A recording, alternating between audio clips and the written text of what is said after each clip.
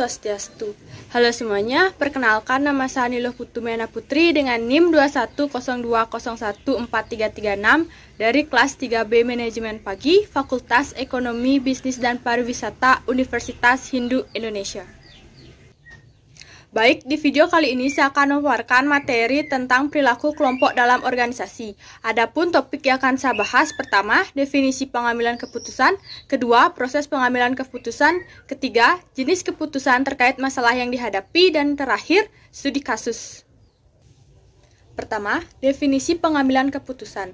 Pengambilan keputusan adalah proses memilih di antara beberapa alternatif.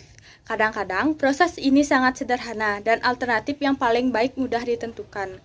Terkadang, organisasi harus menghadapi sebuah proses yang rumit dan organisasi juga akan menemukan proses yang berkepanjangan karena alternatif yang ada cukup banyak dan rasional.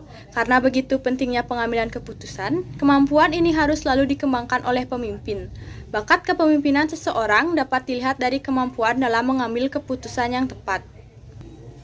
Yang kedua, proses pengambilan keputusan. A. Identifikasi tujuan. B. Membaca kriteria. C. Membuat prioritas kriteria. D. Membuat alternatif. E. Melakukan uji alternatif. F. Menentukan alternatif. G. Pelaksanaan. Dan terakhir, modifikasi evaluasi alternatif. Yang ketiga, jenis keputusan terkait masalah yang dihadapi. A. Keputusan berdasarkan intuisi. Keputusan yang diambil berdasarkan intuisi atau perasaan lebih bersifat subjek. B. Pengambilan keputusan berdasarkan rasional. Keputusan yang bersifat rasional terkait dengan daya guna. Keputusan yang dibuat berdasarkan pertimbangan rasional lebih bersifat objek. C. Pengambilan keputusan berdasarkan fakta. Keputusan yang berdasarkan sejumlah fakta, data, atau informasi yang cukup itu keputusan yang baik dan paling solid. D. Pengambilan keputusan berdasarkan pengalaman. Jika terjadi permasalahan yang pernah terjadi sebelumnya, maka pemimpin tinggal melihat apakah permasalahan tersebut sama, dan jika iya, maka dapat menerapkan cara yang sebelumnya untuk mengatasi masalah yang timbul. Dan terakhir, E. Pengambilan keputusan berdasarkan wewenang. Setiap orang yang menjadi pemimpin organisasi mempunyai tugas dan wewenang untuk mengambil keputusan demi tercapainya tujuan organisasi.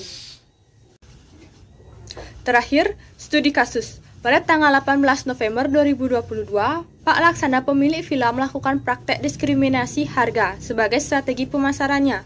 Pak Laksana mencoba menurunkan harga villa sekitar 778.000 dari harga sebelumnya sebesar 976.000. Setelah beberapa hari, ia mendapatkan pesan dari aplikasi booking yang isinya kekecewaan tamu yang booking dengan harga penuh. Tapi, Pak Laksana menawarkan diskon sebesar 50% untuk trip ke Uluwatu dan free floating breakfast untuk tamu yang booking dengan harga penuh. Analisis, dilihat dari permasalahan Pak Laksana tentang penyusutan harga villa tersebut, termasuk ke dalam keputusan secara strategis. Di sini, Pak Laksana mengambil keputusan dalam metode keputusan intuisi. Pak Laksana berpikir kalau dengan merendahkan harga, maka bakal menciptakan keuntungan yang lebih besar daripada sebelumnya. Baik, sekian video yang dapat saya paparkan. Terima kasih atas perhatiannya. Akhir kata saya tutup dengan Paramo Santi. Om Santi Santi Santi Om.